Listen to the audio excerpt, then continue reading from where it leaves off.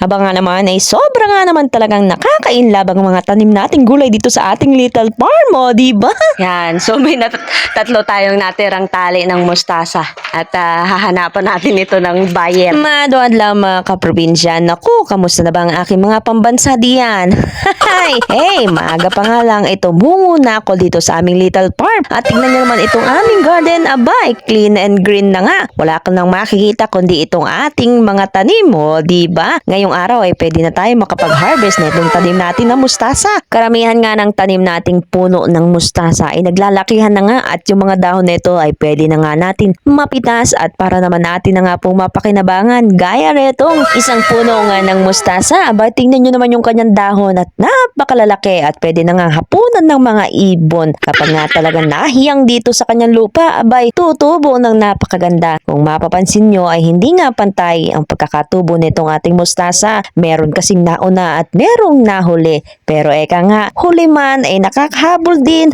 At kaya naman ay uumpisa na nga natin ang pag-harvest ng mga dahon na itong mustasa at para naman hindi tayo abutin ng siyam-siyam ng init ni haring araw dahil mga bandang alas 10 lang at mataas na nga yung araw dito hanggang alas 3 nga ng hapon. Nako, ay lalong masisira ang beauty natin yan.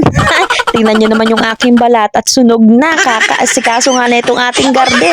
Ay, nako naman. Nako, tingnan nyo nga itong puno natin ng mustasa. Ay, kalalaki nga po ng kanyang dahon at dito sa ganyang gilid, nagsasanga na nga ho dahil itong ating nakuhang seeds ay hybrid nga po siya. Kaya siguro ganyan.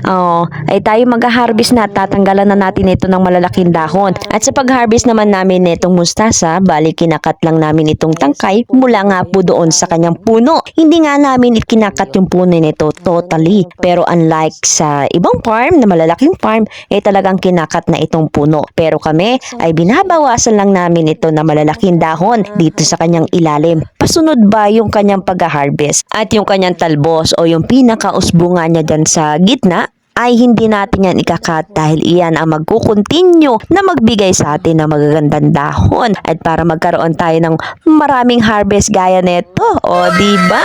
At sa pag-transfer naman netong ating mustasa mula doon sa kanyang pagkakapunla, bali nilalaliman ko nga po yung pagtatanim neto para kung sakaling magkaroon siya ng maraming dahon, malalaking dahon ay hindi nga po siya magtumbahan. Pagkatapos niya ay palagi ko nga yan dino-double check, baka merong mga bantay na sumasalakay. Gaya na nga lang netong nakita natin, merong uod. Ayan, na talagang sumisira sa dahon natin ng mustasa. Pag ganito nga ang laging nakikita ko, nako, talagang ikay manggigigil. Nako, matapos nga yan ay ini-sprayan ko ng baking soda para hindi naman na sila bumalik pa. Tingnan nyo naman, sinira na at binutos na yung itong usbong. Di reject na nga yan. Pag ganyan, ay nako naman buhay. Bale, ito na nga lahat ng dahon ng mustasa na ating nga pong na-harvest. Nako, sa palagay ko ay higit na 5 tali nga itong ating na-harvest na gulay. O diba? Kaya naman, bibit-bitin ko na ito para nga po atin ng maatado. Sigurado pag nakita ko na aking mga kabarangay, ay tiyak ko na ako'y lalapitan nila at hindi na tayo mapapalako netong ating gulay, o diba?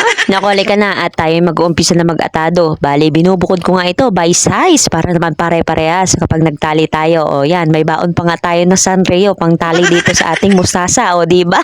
Parang ganito nga lang, ina-arrange ko mabuti, parang bouquet nga lang ng bulaklak, o diba? O para pare-parehas nga yung bawat tali na itong ating mustasa. At matapos yan, ako, namitas na nga rin ako netong okra. Ako, salamat naman at mayroon pa tayong nakuhang bunga. Ito ya, ataduhin na din natin para pare-parehas yung bawat tali nila. At ito'y murang-mura ko nga lang ibinebenta dito sa aking mga kabarangay. Naku, meron dumaan at nag-request nga na kuhanan ko daw siya ng kangkong. Mag-aadobo daw siya ng kangkong. Kaya naman ito't kumuha na nga ako ng isang tali. At kanya nga lang daw ito dadaanan mamaya. O diba? Ito na nga ang ating mga naatadong gulay. Naku, murang-mura nga lang yan. Bawat tali 10 piso lang. Hindi ko na minamahalan dahil mga kabarangay ko ang aking binebentahan. O diba? Sana naman maubos agad itong ating hinarvest na gulay para hindi na tayo maglako pa. Ilan sandali pa nga ang lumipas. Naku, dumating na nga itong aking mga buyer. Natanaw kasi nila ako na nag-aatado na itong ating gulay. O diba? Kaya naman dali-dali na nga kinuha ni Tita B yung request niya nga niya na kangkong at siya nga daw magluluto ng adobo. adobo. At patapos nga sila mamili ng kanilang mga gulay dyan. Naku, ito, masigbilang nga po sila ng barya. Mukhang kinukulang pa ata ng piso.